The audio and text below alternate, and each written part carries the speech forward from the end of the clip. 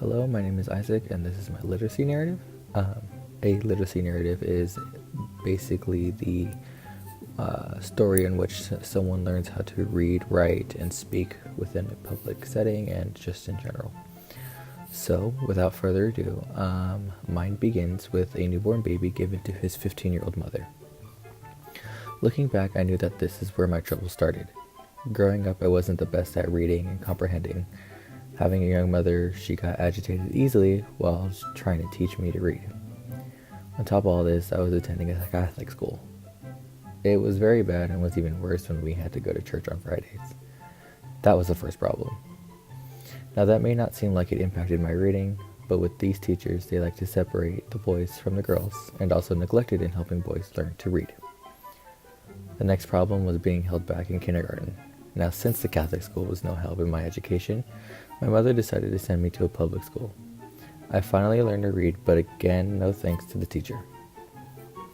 We had flashcards, and one day upon reading them in class, I was able to read every word, and the teacher says, "Who taught you how to read?"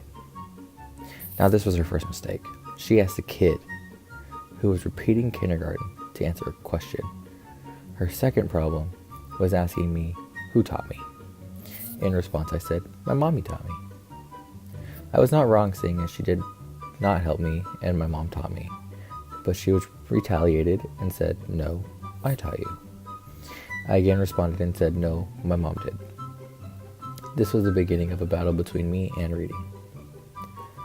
Years later, in the 4th grade, I found the book that I will forever love reading, Percy Jackson and the Olympians, The Lightning Thief, by Riordan. Finally, a teacher was helpful. Not only did she introduce me to Riordan's fantastic universe, but also to a whole world of reading. My 4th grade teacher taught me that reading can be fun and interesting. I just had to be selective with what I read. From then on, I read things that only seriously caught my attention. This was a life-changing decision because as I was reading more, my vocabulary started improving. However, when it came to school readings, I hated them. I would eventually turn my back on books and try to find a much more interesting way of reading. YouTube, Audible, and even having Siri read pages to me were all loopholes I found to reading. However, as clever as I was, there was something missing from each of these loopholes. For instance, I usually visualize as I read and get lost into the video that plays in my head. But while listening to audio or watching a video, it took the fun out of physically reading myself.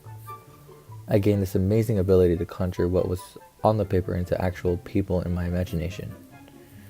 As I was just getting this ability back is when everything changed.